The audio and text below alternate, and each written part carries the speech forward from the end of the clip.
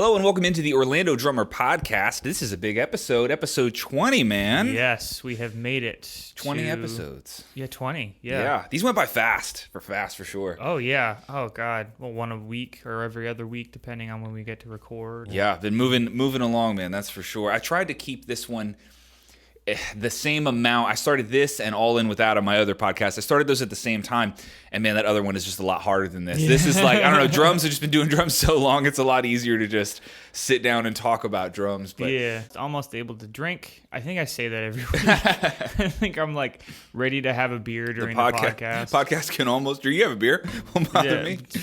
I'm waiting until we're 21. I'm trying to be responsible. Next week, dude. Next week. 20 episodes. Not quite 20 loops. We didn't really start Loop of the Week till. Oh, we've got that a little further episodes in. Yeah. But fun one this week. Okay. Chose House Volume 2. House Volume 2. That's a really fun pack. Yeah. And just Loop 1. Okay. That was a fun one to listen to. It's got a little like sax intro into it. Yeah. All the little synth parts in it are just fun. I think it's really, really expansive in terms of the ideas that you can give for that. Sure. Cool. Let's play it. Let's let him hear it. Yeah. So this is House V2 Loop 1. Check it out.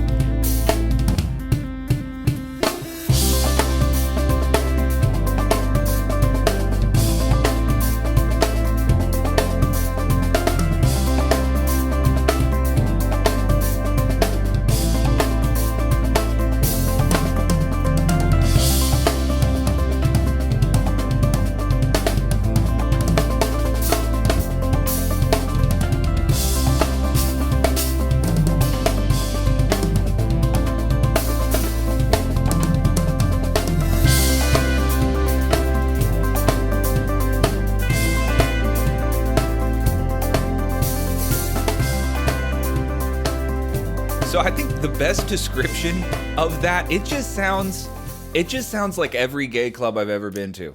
That's what this. How many gay clubs have you been to? I've been to more than one, but like less than 5. I don't know. Not a regular thing, but it definitely reminds me of just like gay anthem house music is what it sounds like. Which, you know, man, hats off to the music culture within gay clubs. It's just it's amazing. That's a fun vibe. You might not like it. It's a fun vibe, though. Come on. You don't have to go. You don't have to be gay to go to a gay club. It's still enjoyable no matter what. It's yeah, really dude, great. it's a fun place to go. That's for sure. Anyway. Yeah, I love playing that pack. Actually, it's really fun. House music is such a weird one because it's much like techno. It's like very repetitive. Yeah. And it's not really music for musicians.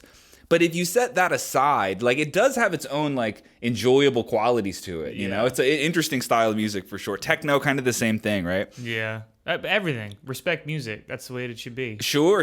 Yeah, try and find what you're missing. That's what I like to tell people all the time. If you don't like it, you're the one probably missing something. You just gotta, swallow your pride and figure out what that is. Yeah, just dance. Yeah. Let me ask you that. I got one for you. What band or genre of music have you tried to like that you still hate? Ooh. Anything that like all your friends liked or it was popular and like you tried super hard, but you're just like, I don't get it. I still don't get it. There's a band. This is going to dig me so deep into a grave.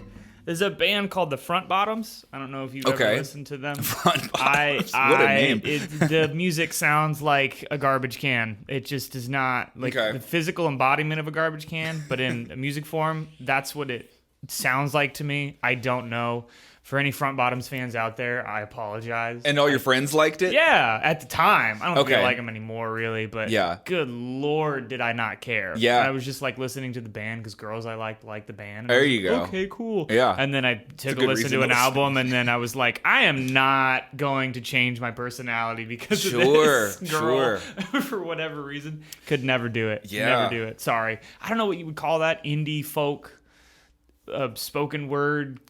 Oh, I know the genre you're talking about. Me Without You was another example of that. Yeah. Like poetry over indie music is what it... Screamy poetry over which has its own zeal. I get it. I understand the appeal. But at the same time, I'm like, I can't enjoy this. It's not something I want to put on at any point. Yeah, I'm with you. Yeah, I remember the one for me in high school was Muse. Muse. And I can get it more now, but like, man, my friends were obsessed with Muse, and I just thought this sounded like rock opera. Like just like weird, like theatrical rock music. Like I never saw like the cool factor in it. And they would take me to a part like, wait, listen to this guitar riff at this part. I'm like, well, that was cool, but like he's singing opera right after it. Like he goes into these like belting vibrato, like ambient thing. Like I don't know, I never got it. So that's a good question of the day. What band or genre of music did you ever find that like all of your friends liked, but you still hated? There was just nothing you could do to like make it click. I'd be curious. I'm really interested in the answers. Yeah, country will be a big one. We know that, so don't say that one. But like something a little more surprising. Yeah, it'd be interesting. Be cool. All right, cool. So we will start out with Accenture Ghost. How do you feel about weighted drumsticks? Weighted drumsticks, as in the little donut things you put on. Well, they don't really do that. Like a baseball bat. So you know what I mean? There is that tactic. There was a brand Ahead percussion made weighted workout drumsticks, which were triple or quadruple the weight of a normal drumstick. Okay. So in the same has the same effect of weighted vest when you're working out or lifting weights, right? Gotcha. So what do you think of those? So see, my first thing is like resistance training is normally to build strength. And I don't know that that's the problem that most people have, because a drumstick isn't that heavy, right? So like resistance training your brachialis, like on the upstroke, I don't know. Like what, it seems like it would be for building strength. And I just don't think that's a problem anybody has. I think speed would be much more of a problem. And I also think like everyone's issue where like technique has become a problem, or you can't do certain things because your technique is lacking in some way. There's so many other things that you could do before adding a weighted drumstick. I really don't think that would make a ton of sense. And as with anything, if you're resistance training, normally like slow, controlled, concentric and eccentric and static motion, like all of that kinesthetic energy is supposed to move through the muscle with a lot of control. Like it's slow on the release and then it's slow on the way up, getting a mind-muscle connection with that particular muscle. I don't really see why we would be doing that with drumsticks. I think you'd be way better off focused on the technique itself instead of training resistance with it. It doesn't seem to line up for me. I don't know. I'm trying to talk it out, but I really can't see a reason why that would be a thing. So I think that one's gonna get a ghost. Ooh. Yeah. It doesn't make enough sense. I just don't think so. Unless you have super weak forearms or wrists, but like so weak that you can't move a drumstick. Like I don't think anybody has that problem.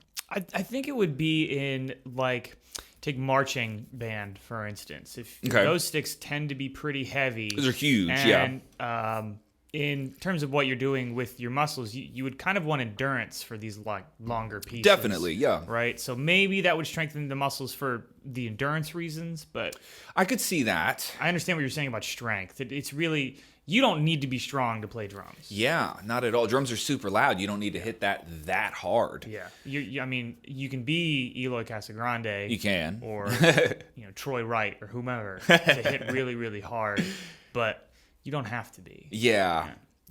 So I think I'll ghost the weighted sticks. I don't think that's the way to do it. Now, if you wanted to, in the spirit of adding an unnecessary challenge in order to like build up some sort of endurance or strength or anything, I think a soft practice pad, like with no rebound, that would be a better direction to go. Yeah. What is it? The Reflex?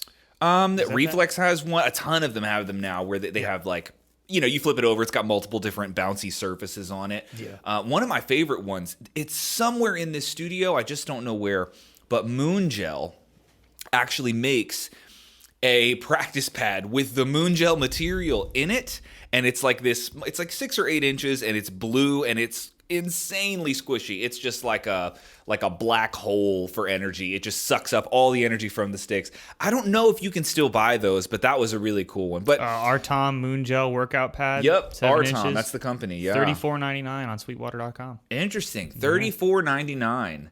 Yeah, that's worth it. That thing is hilarious. We used to have it on the counter when I worked at Sam Ash. And it was unbelievable. If you'd never played one before, like you could barely do any rudiment that you knew how to do. Paradiddles, double strokes. It was really rough. But yeah, I'd say in the ballpark of like just making things harder in order to improve. Yeah, I would go with the different practice pad and not necessarily weighted sticks. Seems a little fishy to me. All My right. head got some stuff I don't think people need. Ooh. Do we need to talk about a head as a brand? Yeah. Well, not everything, not a criticism of their entire brand, but a few of their products, I'm just like, what? I don't know who needs that. Mm-hmm. Gloves being another one, Yeah, that's another thing. Yeah, that I always see. Gloves. Yeah. I don't know about that. See, we got a few answers from when we did the gloves. Uh-huh. Or the segment on gloves or whatever, right? Yeah. And most people said sweaty hands. That was the most common answer. Yeah. I don't know. My first thought is like, could diet or medication or like, are there other factors that could keep you from like profusely sweating out of your hands? Or do some people just have that problem no matter what? I don't know. Still not a glove person. All but right, cool. Weighted drumsticks gets a ghost. Yeah. What about using low volume cymbals for gigging? Live gigging. Low volume. So the only ones I've heard would be the Zildjian L80s. Yeah. And what are the Sabian ones? Sabian whatevers, low volume. The whatevers. Hold on. You can rant about that. I'll get the name here. Okay. So, man, for gigging, I really don't know about that. I don't have a lot of experience playing those in person. I have played them before in person, but the quality of the sound is not the selling point. It's not really why you would buy a low volume cymbal setup. It's really just for practice. But then you do run into the problem, I suppose, of what do you do when you're playing live and you need a quiet cymbal? I suppose your best bet would be to pick a cymbal that's actually quiet, like a normal cymbal, and then lighter sticks. That would certainly help. Really, really light, like acorn tip jazz sticks with a really thin, long taper. That would certainly help you lay back quite a bit. And then working on dynamics, your own dynamics. Like if you put those three together, the right cymbal, the right stick, and your ability to control your dynamics, I think you could still get a quality sound that was not a low volume cymbal. Because I can't imagine any of them sound that good. It's not the point. They're not supposed to sound good. They're not for recording. Like nobody's trying to sell you a low volume cymbal for its sound quality. So, well, one of the qualities would be that it's low in volume, but not like it's a good sound. So yeah, not for playing out. I would say no. We got two ghosts today. It's interesting. So the Sabians are called quiet tone practice cymbals. Okay. But the Zildjian L80s, I own a set, and they do tote that you can play low volume gigs. That's really? It says for low volume gigs, but good Lord, do they not sound well? I don't think that they would sound good in any setting along with properly tuned instruments or anything like that, unless the vibe was all our stuff sounds like trash. We somehow make it sound good due to the advanced musicality of us, the musicians. Well, okay. I mean, maybe I'm trying to think of the quietest gig you could ever have, like an unmiked acoustic guitar in a cigar lounge. Like that kind of thing where it's just like people need to have full conversations right next to you, and maybe that would work, but there's no way it sounds as good. And that's that weird, like just because you can gig with it doesn't mean you should. Like it might be that sort of territory. It's hard. I mean, to keep drums quiet is a very difficult thing to do. Yeah. No matter what situation you're in, they're always louder than they need to be. Sure. So in that kind of scenario, when it's like you really do need this thing as quiet as possible, I would go more towards like I would want like a 24-inch ride, like really big, so it takes a lot of energy to wake it up. Yeah. Right. So you can just barely tap it with the lightest like 7A jazz stick. And I would think that would be around the same volume level of like an L80 or the quiet tone, whatever. I think you'd be in the same ballpark with 10 times the quality. Yeah, that's a tricky one. You won't find me gigging with them, though. That's for sure. I don't think you need practice cymbals in your studio. Yeah. I guess it also just depends on the type of work that you're doing. But sure, that too. I meant mainly for live gigging. All right, cool. So 2 ghosts today. Yeah. What a shame. We'll we'll put this episode in the backlog so we don't have to look at all the stuff we're talking shit about. All right, cool. That'll do it for Accident Ghost. Cool. Thank you for that. We'll move on to a new segment. New segment. Yes. This is Swap, Study, Shed. Swap, Study, Shed. Yes. I'm excited for this one. It's going to be really fun. For this piece of the podcast, I'll give Adam 3 drummers that he has to choose which one he would swap gigs with, take a lesson from, or hang out and shed with. So let's dive into it. Oh, yeah. There's a famous game this is based off of, and the name of that game is not one we're going to say, as to not offend anybody. But it's... You'll get it. Yeah. There you go. There you go. Figure it out. Oh, yeah. All right. So our 3 drummers are Benny Greb, JP Bouvet, and Dave Grohl. Okay. Man, so I think swap, we're going to have to do Dave Grohl. Like, how could you... And maybe we should clarify this. Are we swapping, like, skill sets? Is this like a Freaky Friday thing? Where you No, this is your skills transpire to whatever they do for a living. Gotcha. So you sit in their you are position. now the drummer for Nirvana. You are now the drummer for Foo Moving Fighters. Parts.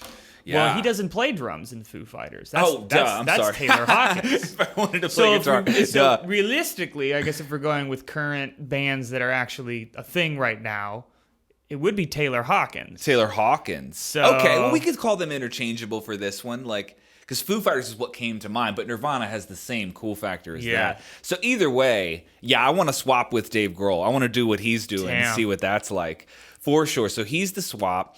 And then do I want to shed with, let's just do shed next.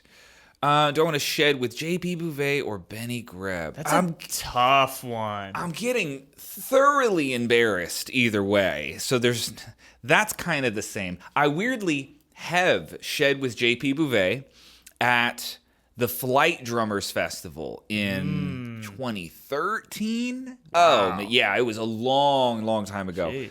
Yeah, that was brutal. And I have, so I've had lessons with Benny Greb before. So I'm going to say I would study with JP Bouvet. I have had a lesson with him as well, actually, a Skype lesson. It was a long time ago, though. So I would say I would study with JP Bouvet for sure and pick his brain. I know he's doing, heard it on that Meinl podcast, doing studying psychology. Yeah. Right? Like really interested in like the... I don't know, like origins of creativity from a psychological perspective. Give me some of that. I want that lesson. That sounds pretty cool. So I'll do that. And then I would shed with Benny. And Benny would probably be a really good one to shed with because he would not go out of his way to embarrass you. I think he's nice enough that he would like... So you want to shed with Benny because he wouldn't embarrass you. Yeah, I think so. I would love to see him embarrass you, though. It wouldn't be hard. It wouldn't be hard. No, he would murder you. That's a really... Oh, my God. That's a good one, though. But, man, dude, imagine sitting in on like a Taylor Hawkins type thing, like Foo Fighters or Nirvana back in the day, either one. Just imagine doing that. Just a giant studio gig of not simple music to play, but still. Yeah, well, of just arenas, just like a rock arenas. That would just be so incredible. So I've used this example before with Foo Fighters, where I think where virtual reality and video games are going. Like imagine a Rock Band, but it's VR. So you put on a headset and it is indistinguishable from reality where like Dave Grohl walks over and you're on stage in the Foo Fighters. You're at Taylor Hawkins' kit. It's his exact kit, like modeled in the game, right? With the same sounds and everything. It's like an Aero drums kind of setup. Wow. And you click him off and then you start and you're playing an actual concert, right? Like I imagine that's where Rock Band's going to be in, who's it, 15, 20 years, that sort of thing. How cool would that be? So... Interesting enough, I don't know if you've seen how far VR has gone, not just with visually seeing things, but technology and devices created for haptic feedback on your hands. Yeah. You pick up something and you can feel it's giving resistance as if an object would be weird, there. Right? Would be cool if you also just had the whole thing going down your arm and your leg and your feet, and you're just playing a kit. but a machine is giving haptic feedback without there being any physical representation of the kit Sure. in person. Oh my God, that'd be so cool. Oh, dude, it could get insane. It's not that hard to visualize how crazy that could be. That's absolutely wild. Shout out to any simulation companies or video game development companies. If you can make VR Rock Band a thing, I'll do it. I'll be the test subject for everything. Yeah, it sounds like a lot of fun for sure. Oh man. Yeah, and you could go either way. You could do the aero drums thing, but if you want rebound, you got to have some sort of pads. Oh man. This would be wild. And all like easy to see, right? It's not like we're not talking that crazy. This is all very doable if someone spent the money and figured out how to do it. Yeah, I think up front right now, if you were to gather companies together to develop that, it would be a multi-million-dollar thing. Yeah, maybe hundreds of millions of dollars. If you developed it far enough, you could get it down. I mean, look where we are with computers and processors. Oh, sure. Microchips. We'll get there. Well, I think we'll live to see something like that for sure. It would be very, very cool to see. Yeah. Alrighty. So that's it for Swap Study Shed. That's fun, man. I like that one. Next week we'll have a really, really cool list. Maybe do 2 rounds too. Yeah, we can get another round. Yeah. Yeah. But yeah, hope you guys like that. I like that a lot. And we'll go on to Sleeper Spotlight. Sleeper Spotlight. All right. In this segment, we introduce a drummer that y'all are sleeping on. Or drummers, actually. And we get Adam's opinions, impressions, and constructive criticism, if any. So first up, we got Carlos Daniel Guevara. All right. Brother Carlos, first video from him. Here we go. Yeah.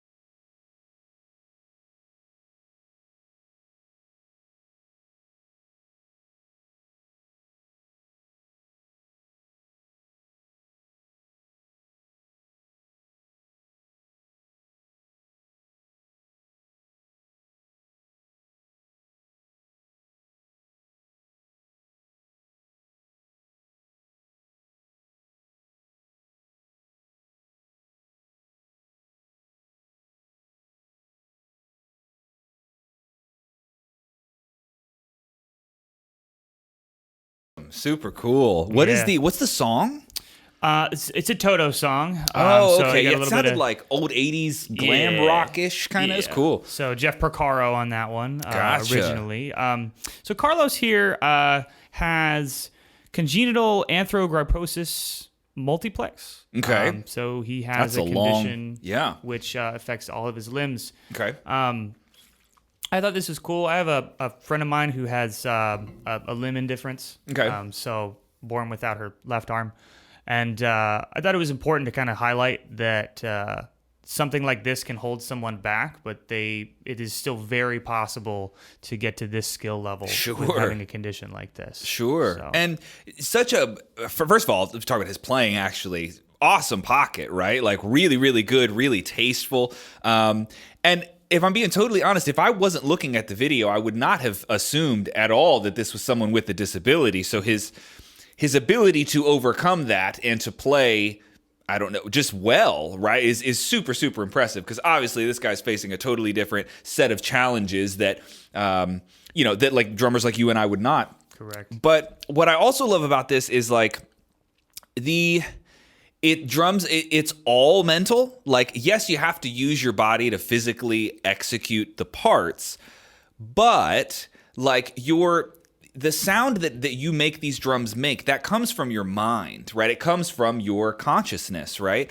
And no matter what cards life handed you, or what cards you got dealt, when it comes to like your physical body, mentally, like that's where this expression of rhythm comes from. And so it's cool to see that even at being disadvantaged in this way, it really doesn't matter. Like what you hear in your mind, what he hears in his mind is likely not different from how you and I hear it in our mind. He certainly has a much just a different battle in order to express that. Obviously, I'm sure he's had to make interesting technique adjustments and sort of approach things from his own angles. But it's cool. I love that, like, no matter what you see on the outside, like consciousness, like it's very similar from person to person, and it's cool to see him have worked that out, man. I would love to know what exactly are his specific challenges, right? Like, what does he have to do to play this way? Because how frustrating if you were to look up technique lessons and you're like, well, my wrist doesn't move that way, right, so I can't play this way, right? Yeah. Man, that was really, really awesome. There's a few drummers with like prominent disabilities that I've seen on mostly Instagram, and dude, it's always awesome, dude. It just what a like big slice of humility pie to be like, what were you working? Like, how hard was your practice session? You know, not that hard, right? Yeah. So we got another clip from Carlos we can watch here. All right, clip 2 from Carlos.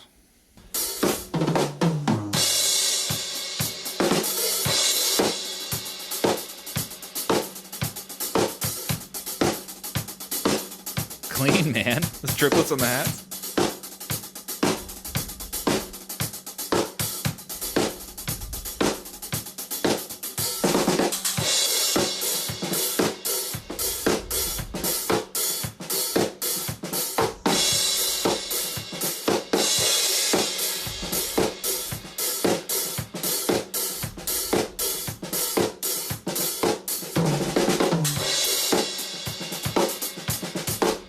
Paradiddle groove.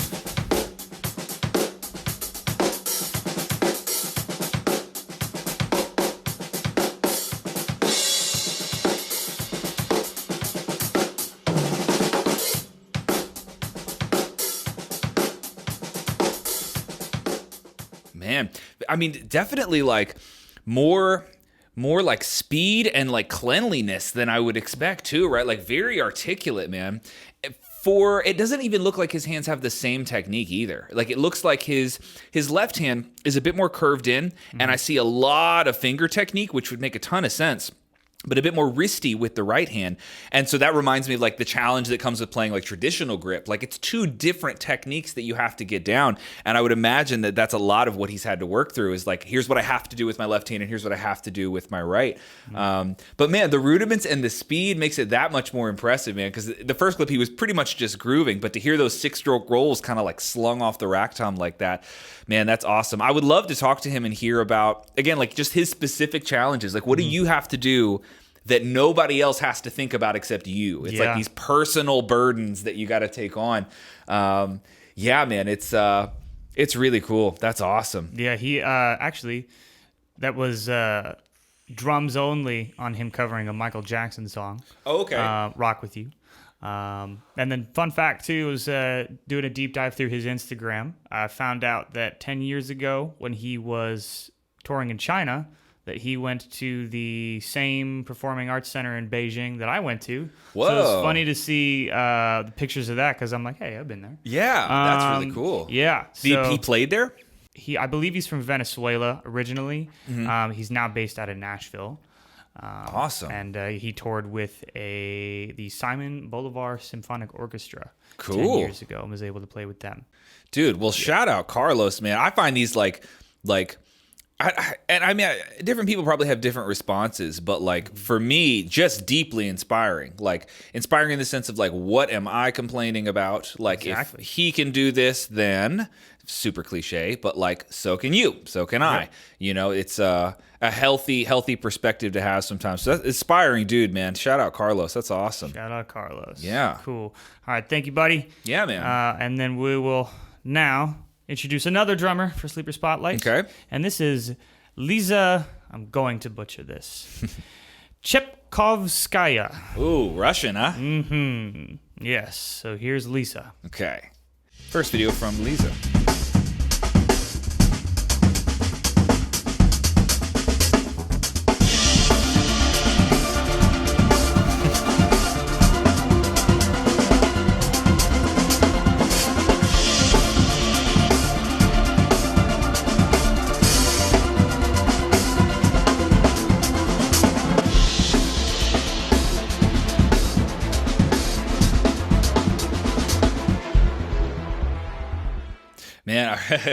I really like a lot of her mannerisms that she's using with different patterns from the hat to the snare. I feel like there's a lot of things in there that I personally use.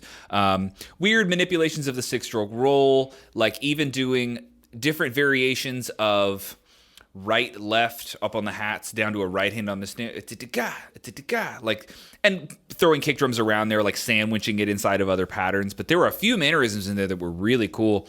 Also fast. There were a couple of, the audio was like a little crunchy in this one, but there were some 5-stroke rolls in there that were super, super quick and clean.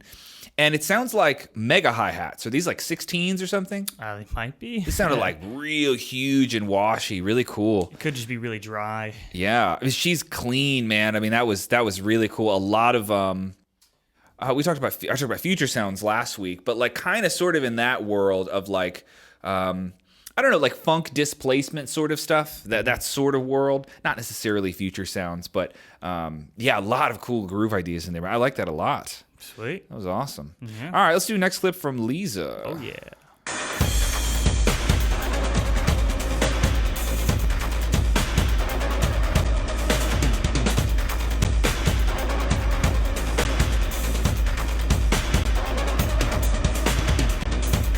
Little camera slider here, huh?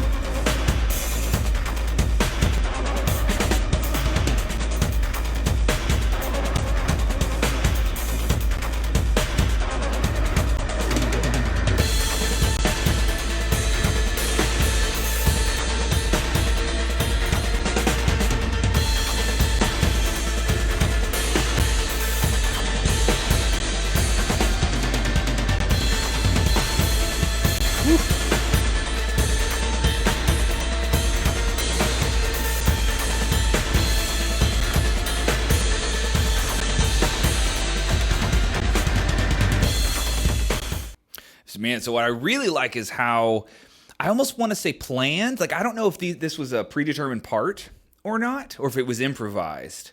But I see like a huge level of comfort where it almost didn't quite feel improvised. If it was even that much more impressive. But like ultra clean, like no hesitancy in any of the patterns. Like they just came out like she's played this 1,000 times already. So a really high level of comfort. It makes everything clean, feels super solid.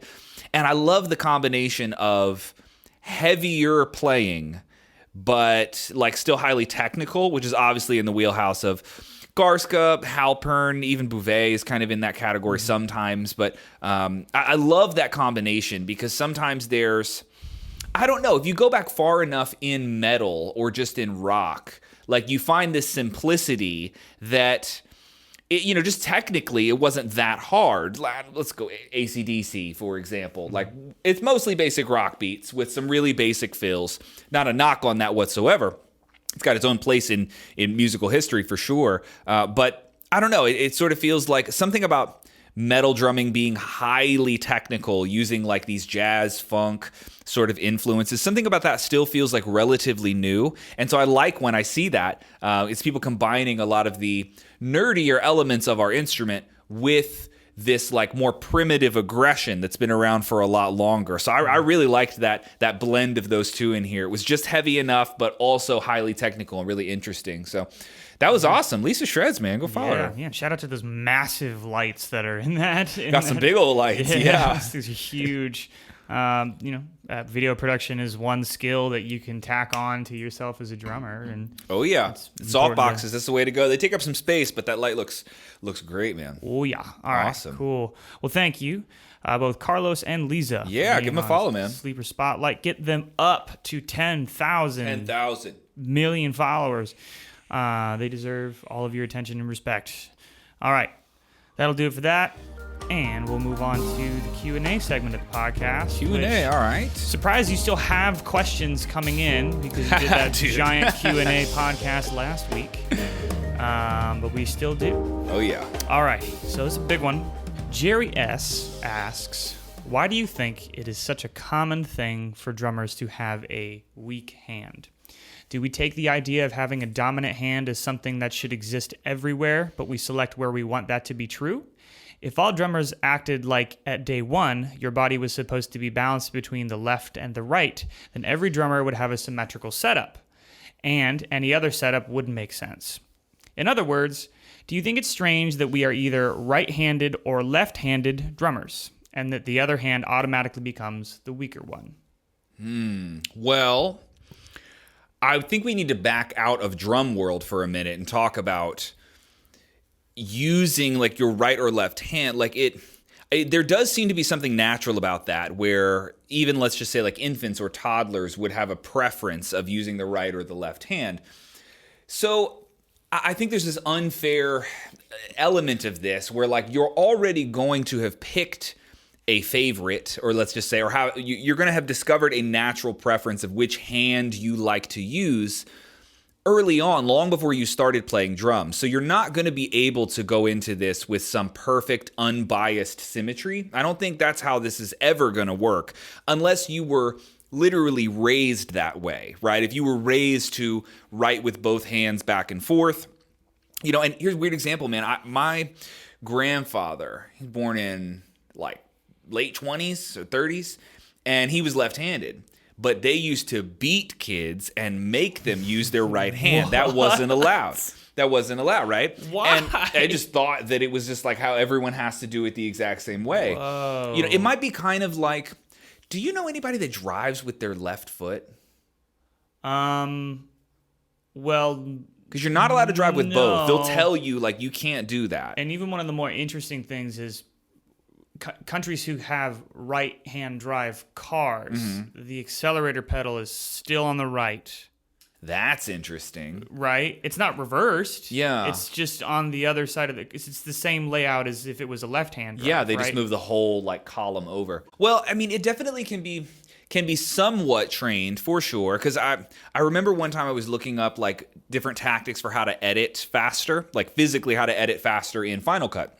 And there are a lot of people who will spend a lot of time training their left hand on a mouse, like how to get, just as comfortable with your left hand on a mouse. And apparently it can be done.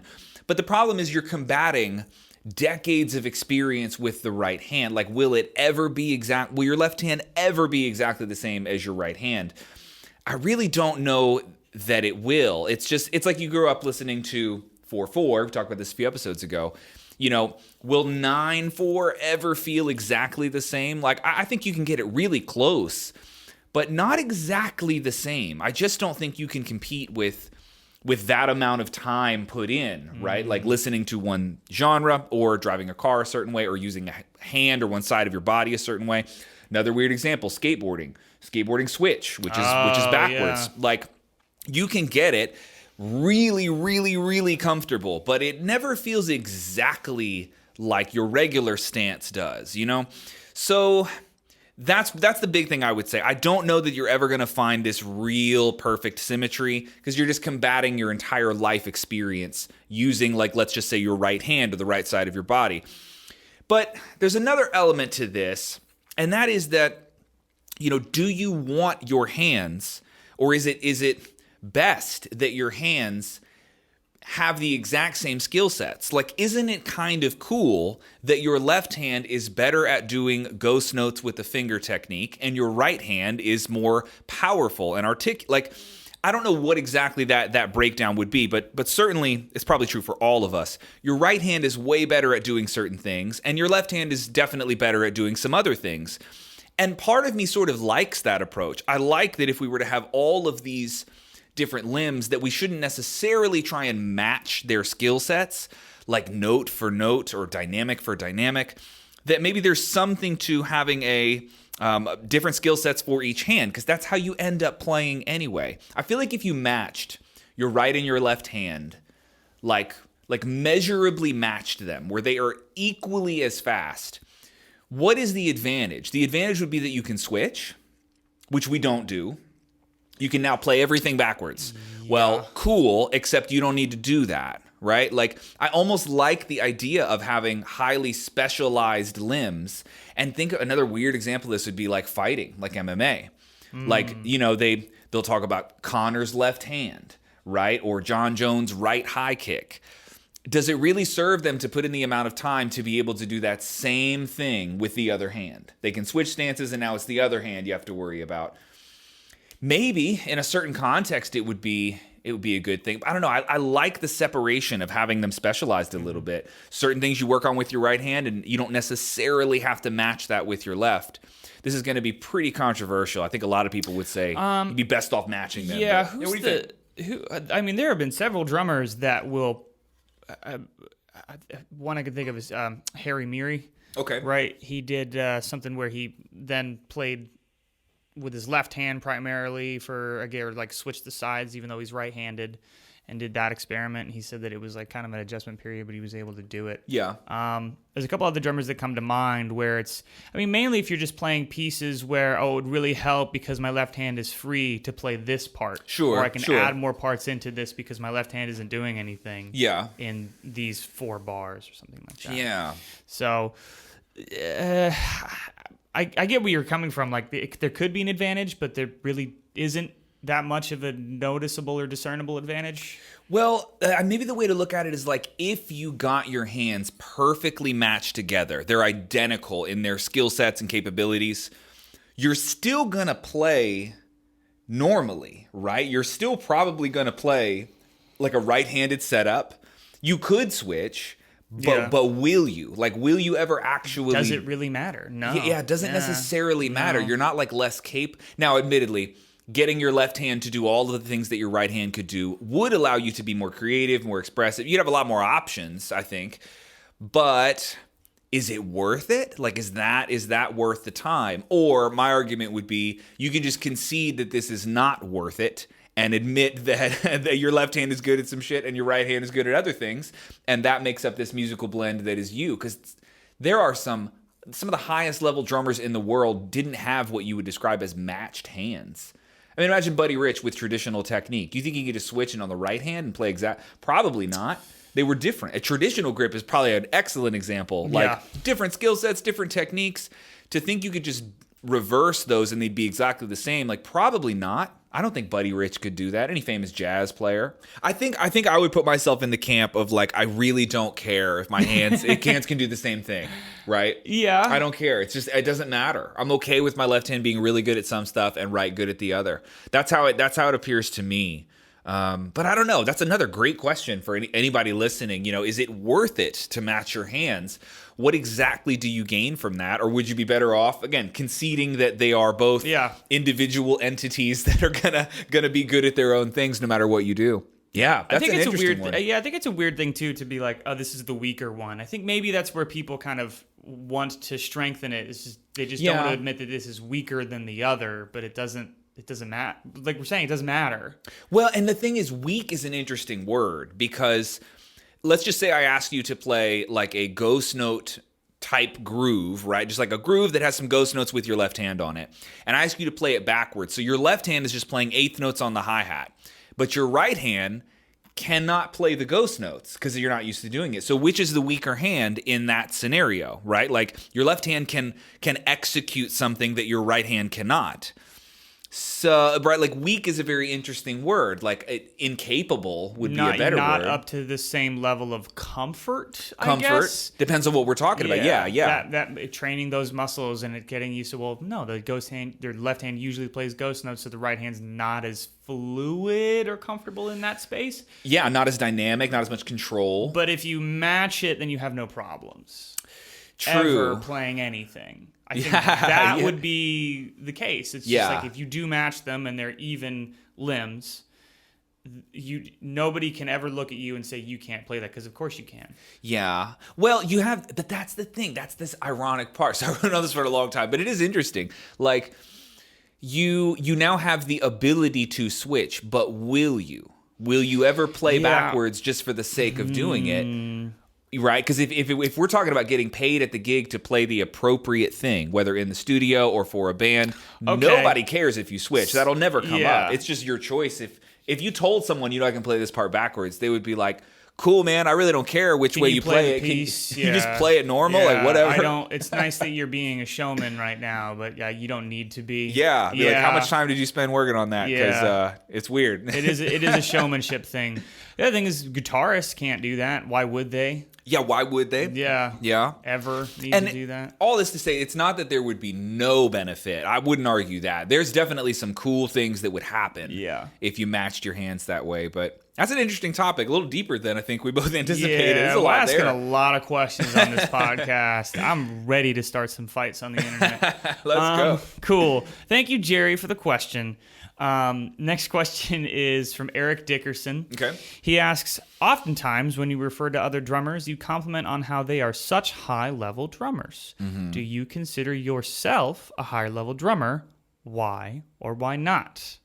So a little bit of introspective thinking today. Okay, so the question is, do I consider myself a high-level drummer? Man, that's really tough. Tough to answer honestly, because like I would have one of the worst perspectives. Like, be honest, you could probably answer that question better than I could.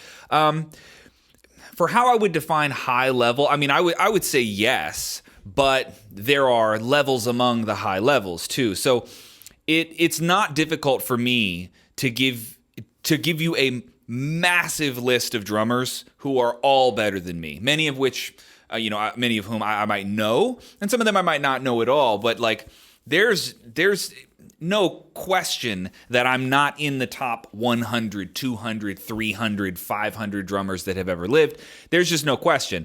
With that said, it's weird if you were to run it like statistically, I would assume that I'm still in the upper, of just drummers in the world. I would certainly hope that anybody that does this for a living is in the top 5%, something like that. Of course, there's millions of drummers in the world, so it's complicated. I think for me, there are definitely some things where I have a natural ability that were not that hard for me, and I've had to go back and really figure out what, if anything, did I do to get this skill set. So one of them would be speed. I never practiced being fast. It wasn't something that I struggled with at all. And even in my drummer friend circles when I was in, high school, I was always, faster. And it just wasn't something I had to spend a lot of time on. So that could be anything from a physical advantage, like a fast twitch muscle fiber thing. I don't know, but that I definitely didn't have a problem with. Feet, same thing. Like foot coordination was never particularly hard for me. Once I figured out what foot permutations were, my foot just kind of could do what I wanted it to. But of course, there are many other things that I'm not so good at, like managing rebound was something that required a huge amount of focus for me. So like technique did not come naturally. I played with bad technique for the first several years. It didn't make sense to me what I was doing wrong. It took a long time to figure that out.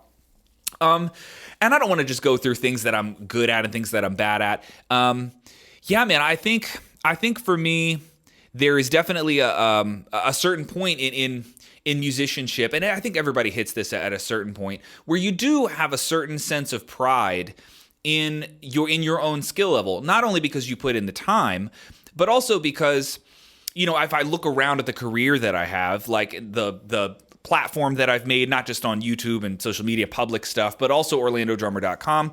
Like, I hope I'm good at this. I really don't know how to explain where this website came from, where this podcast came from, where this YouTube channel came from, where 2,000 drum lessons came from, older performance videos I've done, albums that I played on years ago. Like, all of that stuff must mean that I'm doing something right in this wheelhouse. So I look at that sort of stuff as like objective evidence that I can't be that bad at this.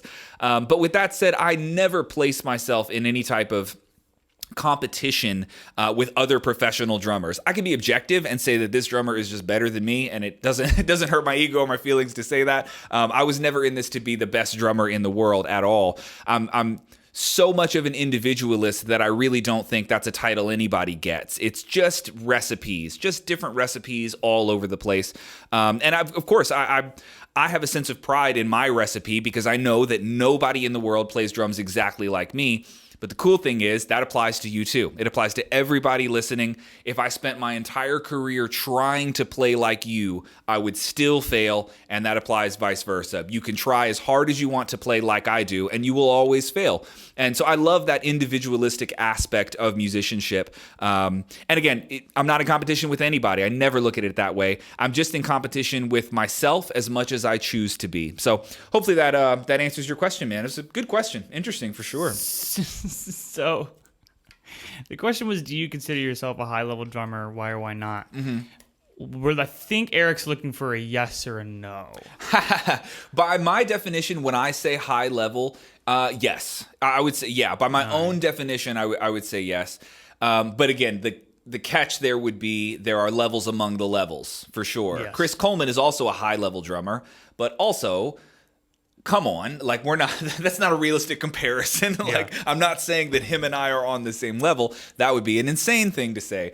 But yeah, by my definition, I guess I just mean that you could comfortably take a really wide variety of gigs. You deserve to get paid for what you do because you've put enough time to earn that. You've reached a threshold of being able to say, I'm pretty good. Yes. I can confidently say I'm pretty good, I think. And I would also say that on average, there are definitely exceptions, but on average, I would say 10 years plus to me is what high level, that's about the range of drummer you'll find. In my own personal definition of like high level players, 10 years or more. There are freaks in the world who, can just outplay most of us after 3 or 4 years, but that's not common. That's the exception to the rule. So I'd say 10 plus year drummers, they would all get a high level unless you've been, screwing around for 10 years. Yeah. But for the most part, All right, cool. Well, thank you, Eric, for the question. Yeah. If you guys have any questions, please submit them via the InstaChops Instagram. Comment on any video with a question.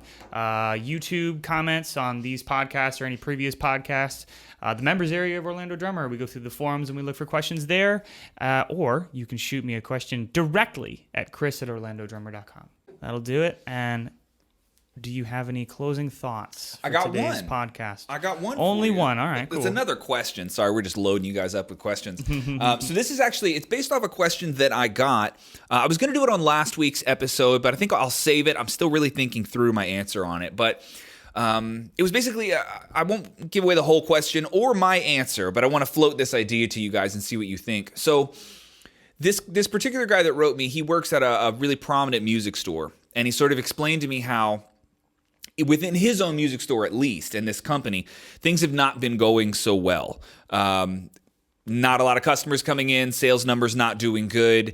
And let's just be totally honest here. Clearly, they're up against Sweetwater, Musician's Friend, and a whole variety of other online retailers. And so my question for you is, what are your thoughts on the future of music retail? And that could apply to your brick and mortar shops like, a mom and pop type of drum shop, or even to the big box stores, which would be, Sam Ash Guitar Center and anything in that category. I'm really curious where you guys think that whole thing is going. Are we going completely online? How long until such a thing happens? Do you think there's still a place in the music industry for big box music retailers or small mom and pop drum shops? Because whatever your preference might be, unfortunately, reality might have something different to say about it. And so I have some thoughts about this that I want to get into next week because I've been thinking about this one for a long time. Not only did I work in music retail, about a decade ago, but I still know many other people that do. And they've got a lot of interesting thoughts about it as well. So we're going to get into this one next week. But as a closing message, maybe don't hop in the comment section right away, but something to sit on for the week and think about it. Where do you see the future of music retail going? And is there any ideas that you have or anything that we can do about it? Or should we do anything about it? I don't know. Maybe we just hand the reins over to the internet and see what happens. Maybe. I'm kidding. We shouldn't do that, but All right. Cool. Well, thank you. Yeah. This is a fun one. Thank you, sir. This was a fun one, man. Great episode. Lots of questions. Please, again, comments below. Shoot me an email, chris@orlandodrummer.com. It's been great. Oh, yeah. Episode 20. Episode 20. Thank you for tuning in, guys. We will catch you next week. Bye. Bye.